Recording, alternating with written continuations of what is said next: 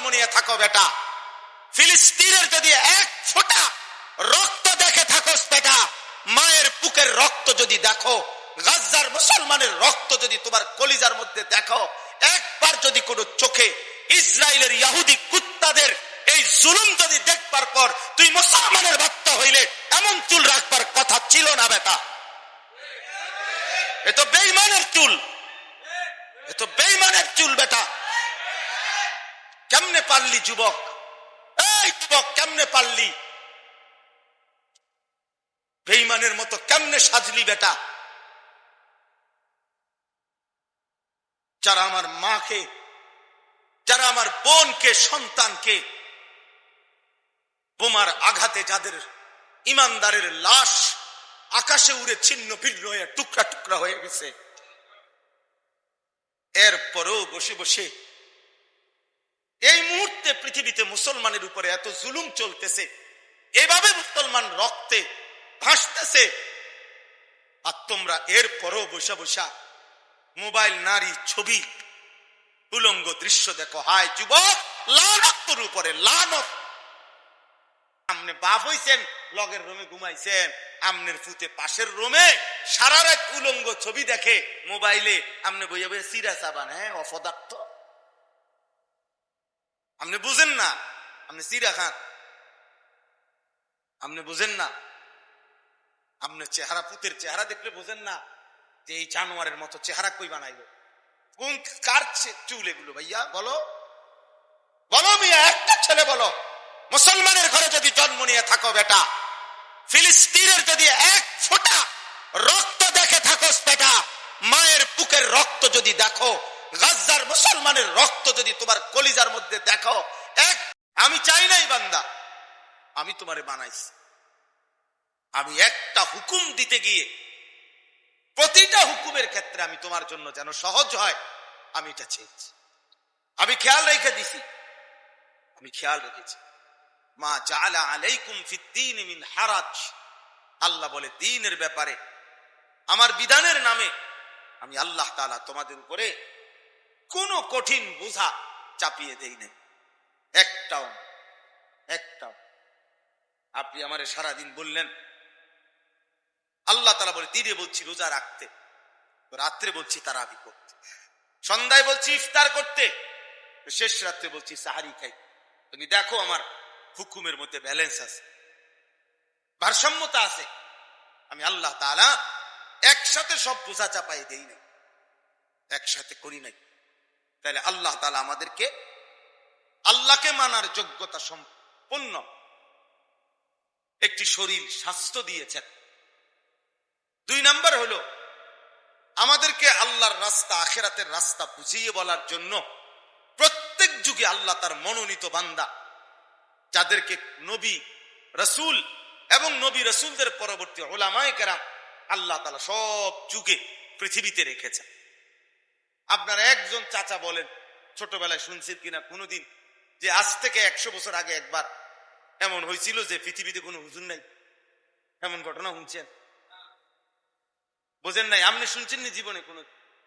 যে বিশ্বাস করেন 1992 সালে একবার 6 মাস এরুম হয়েছে যে কি নাই, কোনো হুজুর নাই পৃথিবী, এমন ঘটনা ফেয়াজে না থাকতে পারে, কিন্তু হুজুর থাকবে না।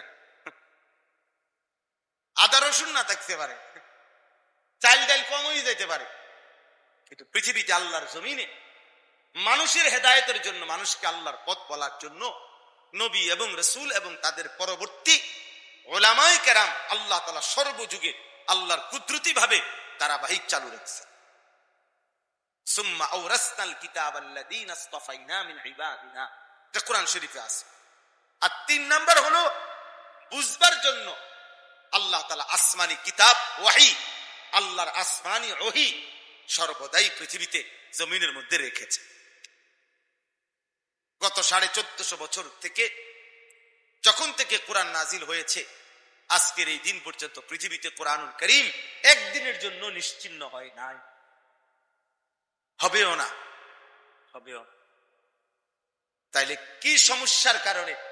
যুবক ছেলেরা তোমাদেরকে বলি, বাবা, বয়স্ক বাবা আপনাদেরকেও বলি, কি সমস্যার কারণে আপনাদের এই ছেলেরা 1 ওয়াক্ত নামাজ পড়ে না? আপনি জবাব দেন। কি নামাজ পড়ার মতো যোগ্যতা তার শরীরে নাই? বুঝাইয়া বলার জন্য কি কোনো হুজুর নাই? বুঝবার মতো কি কোনো কিতাব জমিনে নাই? কি ছিল না? কি সমস্যার কারণে? কি সমস্যা? হাসরের ময়দানে জবাব দিতে হবে।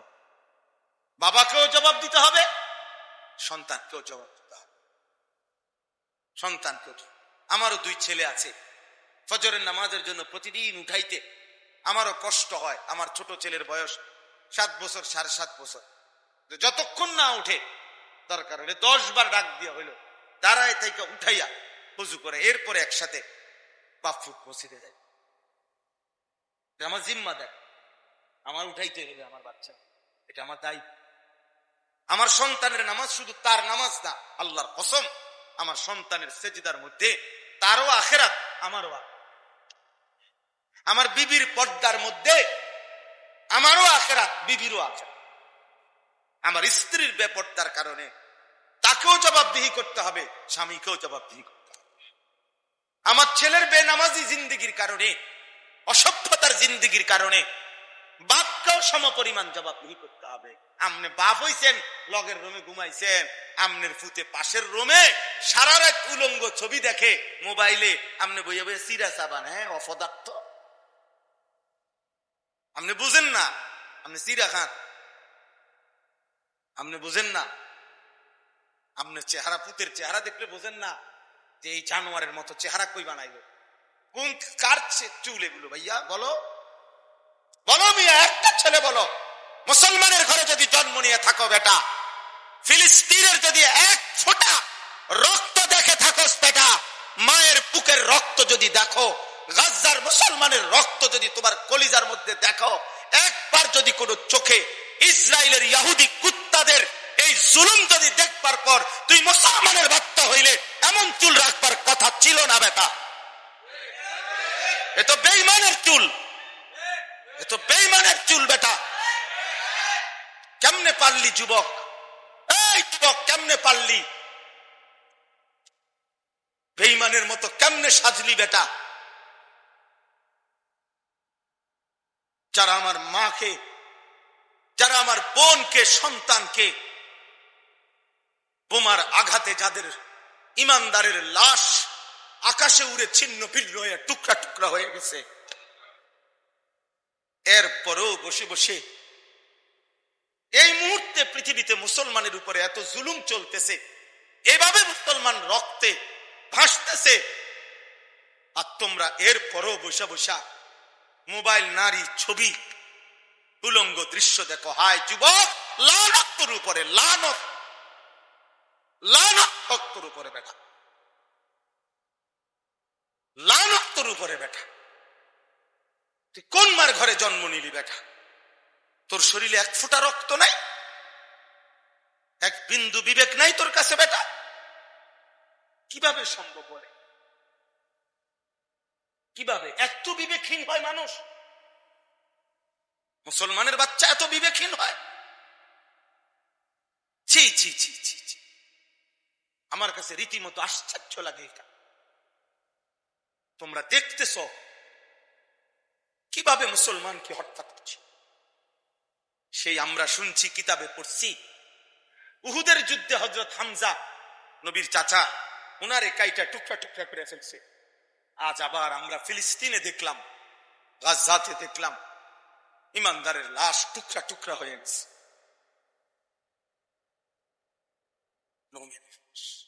আর তোমরা চুলের ফ্যাশন করো। কোন ছাগলে দেখে তোমাদের সুচ্চু?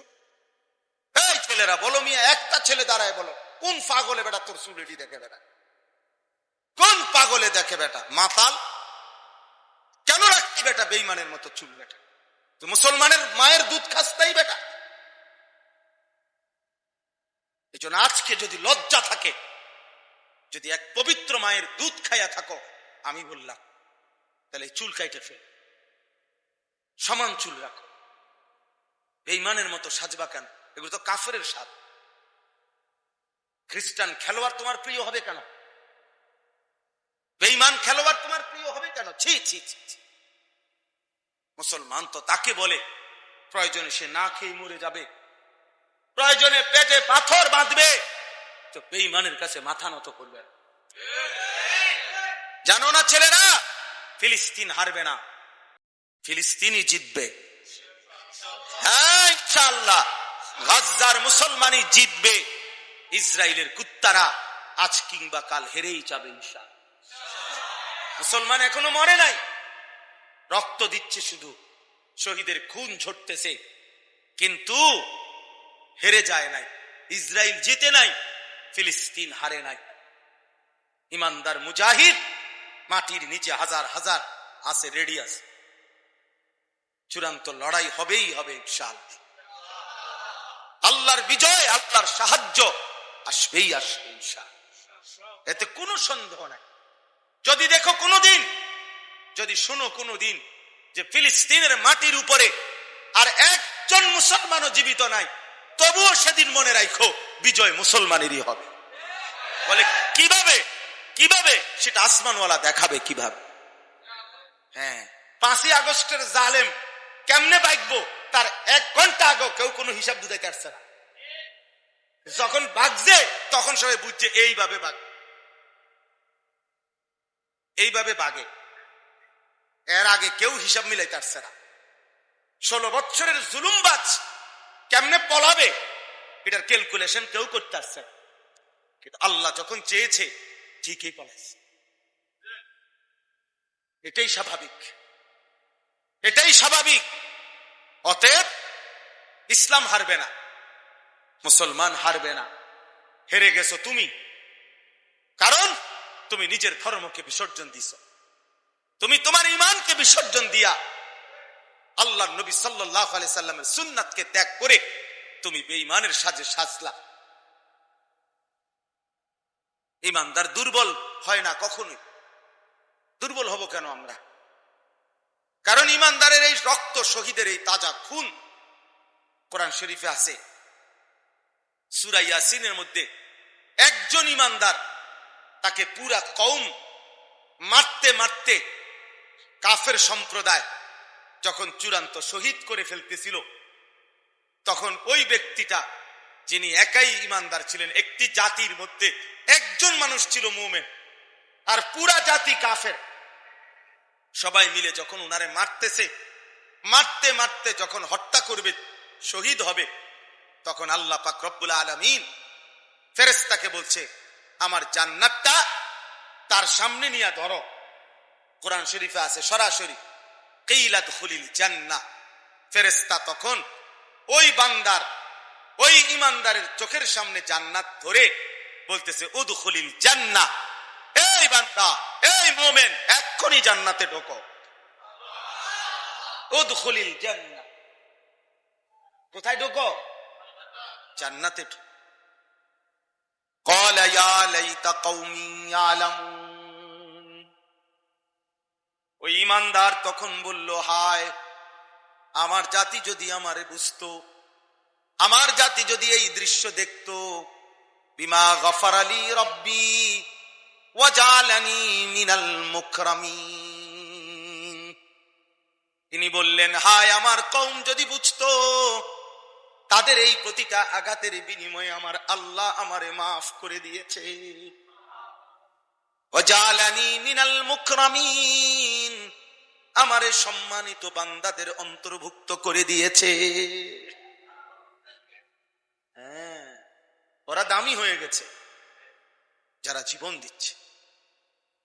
দুনিয়াবাসী দেখতেছে রক্ত ঝরছে, ফেরেশতারা দেখতেছে জান্নাতে খেলাধুলা করছে। এজন্য যুবক ভাই, ছেলেরা, বাবা, মুসলমান হয়ে এতটা নষ্ট হওয়া ঠিক না বাবা। এতটা তুমি আরেকবার মনে করো তুমি মুসলমান। যার বাবা মুসলমান, তার মা মুসলমান, যার বংশ মুসলমান, সে চরিত্রহীন হবে কেন? চারিদিকে যার মুসলমান, আমার মহল্লার সবাই মুসলমান, আমার এলাকায় মসজিদ আছে, আমার এলাকার মসজিদে আজান হয়, চারিদিকে মাদ্রাসা আছে, ছোট ছোট মাসুম বাচ্চা আল্লাহর কোরআন পড়তেছে, যাদের বংশের সবাই মুসলমান, এত মুসলমানের ভিতর দিয়া ইসলাম থাকার পরিচয়ের পরে সে এক ওয়াক্ত নামাজ না পড়ে এরকম সমাজে বসবাস কেমনে করে বাবা? এটা একজন বাবা মেনে নেয় কেমনে? একজন মা মেনে নেয় কিভাবে? একটি সমাজ কেমনে মেনে নিবে? আপনাদের চাচাদের কাছে আমি বললাম, চা দোকানে বসে বসে মানুষের বদনাম ফালতু না করে, শুধু শুধু ফালতু কথা না বলে আপনাদের মহল্লার এই ছেলেগুলারে কিভাবে নামাজি বানাবেন ফিকির করেন। আল্লাহ তাআলা ফিকির করলে কোনো না কোনো কৌশল আল্লাহ আপনার কলিজার মধ্যে ঢেলে দিবেন। আপনি ফিকির করেন কি করতে পারি আমি। আরে 30 বছরেও যদি আমি একজন আল্লাহর বান্দাকে যদি আল্লাহর দিকে ফিরাইতে পারি, খোদার কসম, রাসূলুল্লাহ সাল্লাল্লাহু আলাইহি ওয়াসাল্লাম বলছে, গোটা আরবের সমস্ত দামি উট যদি তোমারে দেওয়া হয় হাদিয়া, তার চাইতেও বেশি উত্তম তোমার দ্বারা একজন ব্যক্তি আল্লাহর পথ পাওয়া। ফাওয়াল্লাহি লা আন ইয়াহদিয়াল্লাহু বিকা রাজুলান ওয়াহিদান খায়রুন লাকা মিন হুমুরিন নাম। একজন। তাইলে আমাদের প্রত্যেককে কি বলছে যে কমপক্ষে 10,000 মানুষকে তুমি হেদায়েত করতে হবে? তো অসুবিধা কি? আমার অসুবিধা কি? আমার মেহনত না দরকার? আমি পরিশ্রম করে যাই, আমি বলে যাই, আমি কালেমার ফেরি করলাম, আখিরাতের ফেরি করলাম। হেদায়েত তো দিবে আসমানওয়ালা, সিদ্ধান্ত ফয়সালা তো দিবে কে? আল্লাহ। আল্লাহ। আমার সমস্যা, আমার তো নেকি হবে। আমার 30 বছর বলার দ্বারা যদি কেউ আল্লাহর দিকে না ফেরে, অসুবিধা কি? এমন বহু নবী ছিলেন যে নবীদের পুরা জিন্দেগি কালেমার দাওয়াত দেওয়ার পরেও একজনও, একেবারে স্পষ্ট হাদিসে আছে, এমনও নবী আছেন যাদের হাতে একজনও কালেমা পড়ে নাই। তাহলে উনি ব্যর্থ, নবী ব্যর্থ হয়। তাহলে আর সমস্যা কি? যেখানে কোনো কোটা নাই যে আমরা কমপক্ষে 10 জনের কি বানাইতে হইব, হেদায়েত করতে হইব, এমন কোন কোটা আছে কিনা? না, এনে কোটা তো নাই। এমন তো কোটা মুক্ত আন্দোলনই হয়েছে, জামেলাই তো বাজ্যে কোটা লই, তাইলে কোটাই তো নাই। কাজে আমরা প্রত্যেকেই, আপনারা ঠিক করে আপনারা, আমরা, আমার বাবারা, আমি শেষ করতে চাচ্ছি। আমি শুধু আপনাদের কাছে, ছেলেরা, বাবা, তোমাদের কাছে একটা ছোট্ট হিসাব বলি। প্রিয় সন্তান, আমার কথাটা একটু মনোযোগ দাও। সবাই গাফলতি করো না, মাফ। বিপদের মুহূর্তে খামখেয়ালি করতে নাই, তাহলে আল্লাহ তাআলা নারাজ হয়। আজকে যখন মুসলমান বিপদগ্রস্ত, মুসলমান এইভাবে নির্যাতিত, এরপরও কারো কলিজার মধ্যে যদি একটু ফিকির, অনুভূতি, বিবেক না জাগে, আর জাগবে কখন? আর জাগবে কখন? তো আমি বলতেছিলাম, আজকে 1948 সালে সর্বপ্রথম এই ইসরায়েল ফিলিস্তিনের পাশে অবৈধভাবে নিজেদের রাষ্ট্র ঘোষণা করছে 48 ইংরেজিতে। সেই থেকে নিয়ে এই ফিলিস্তিনের মুসলমানদের উপরে তারা জুলুম করতেছে আজকে 77 বছর। এই মজলুম ফিলিস্তিনি রক্ত দিচ্ছে আজকে 77 বছর। কাশ্মীর ইন্ডিয়ার একটি অংশ, কাশ্মীর, এই কাশ্মীরে সংখ্যাগরিষ্ঠ মুসলমান। 1947 সালে যখন ব্রিটিশ এই উপমহাদেশ থেকে চলে যায়, 47 ইংরেজিতে, ওই সময় কাশ্মীর নিয়ে সিদ্ধান্ত ছিল না, অমীমাংসিত হয়েছিল। ওই যে 47 সাল থেকে ভারতীয় হিন্দু আধিপত্যবাদ এই কাশ্মীরের মুসলমানদের উপরে জুলুম করতেছে।